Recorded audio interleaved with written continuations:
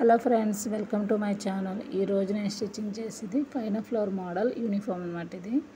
ఇది ప్రైవేట్ స్కూల్లో అలౌ చేస్తూ ఉంటారు. మనం నార్మల్గా స్కర్ట్కి ఎంత గేర్ కావాలో ముందుగా తీసుకోవాలి.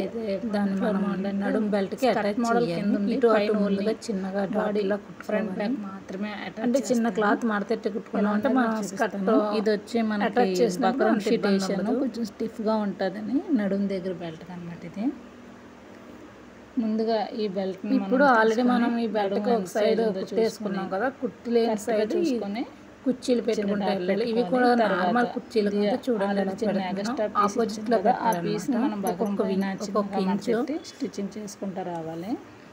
ఎదురెదురుగా రావాలి, అప్పుడే మోడల్ బాగా కనిపిస్తుంది.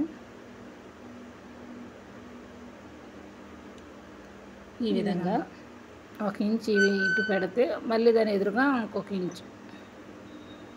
ఇది మనం ఫ్రాక్ దీనికి క్లాత్ కూడా ఎక్కువ పడుతుంది. మెయిన్ చిన్నపిల్లలు ఎల్కేజీ అనమాట, అందుకని మనం చాలా క్లియర్గా ఉండాలి. గేర్ ఎక్కువ వచ్చింది, అందుకని నేను పెట్టాను. ఇది మనం ఫ్రాక్ చూస్తున్నారు కదా. ఈ విధంగా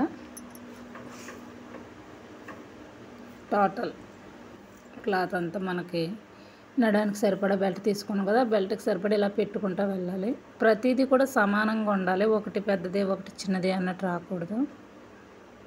క్లాత్ కూడా చూసుకుంటూ సరి చేసుకుంటూ కింద బెల్ట్ మీద కుట్టు పడుతుందా లేదా చూసుకుంటూ రావాలి. ఈ విధంగా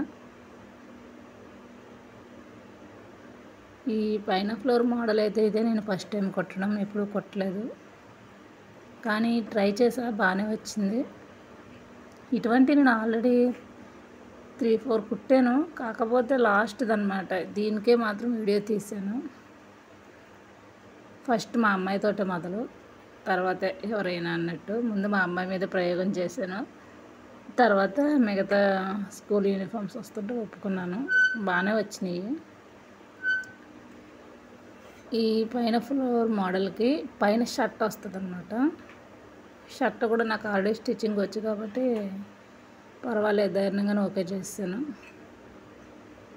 ఈ విధంగా కుర్చీలు మాత్రం చూస్తున్నారు కదా, ఆపోజిట్లో ఒక్కొక్క ఇంచ్ ఇటు అటు మనం పెట్టుకుంటూ వెళ్ళాలి. అన్నీ సమానంగా రావాలి, ఏమాత్రం హెచ్చు తగ్గులు రాకూడదు. ఒకటి చిన్నదే ఒకటి పెద్దదే వస్తే మాత్రం లుక్ అస్సలు బాగోదు. చూసుకుంటూ పెట్టుకుంటూ వెళ్ళాలి. ఓకే ఫ్రెండ్స్, ఇది లాస్ట్ అయిపోయి. ఇప్పుడు చూస్తున్నారు కదా, ఇది ఇలా వచ్చింది. చూస్తున్నారు కదా ఎంత బాగుందో చూడటానికి.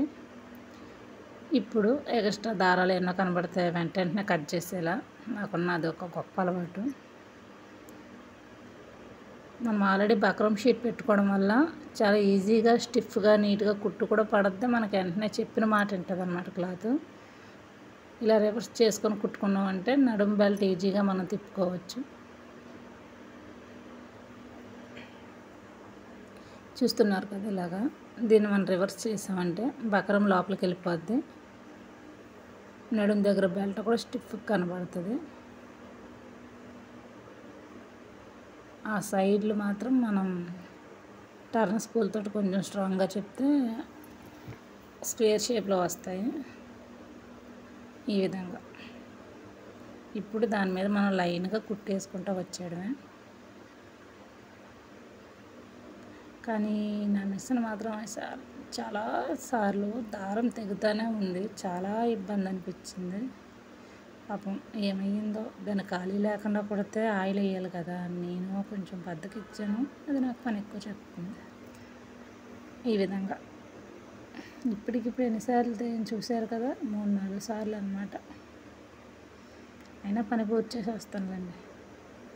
ఈ విధంగా చూస్తున్నారు కదా, ఇలా మనం పైన కుట్టేసుకుంటూ వెళ్ళాలి. టోటల్ రౌండ్ అప్ అయిపోయింది కదా, దీన్ని అటాచ్ చేసేయాలి. దారాలు ఏమన్నా ఎక్కువ అర్థమాట దారం తెగేది కదా, అందుకని ఎక్కువ దారాలు ఉంటే కట్ చేస్తున్నాను.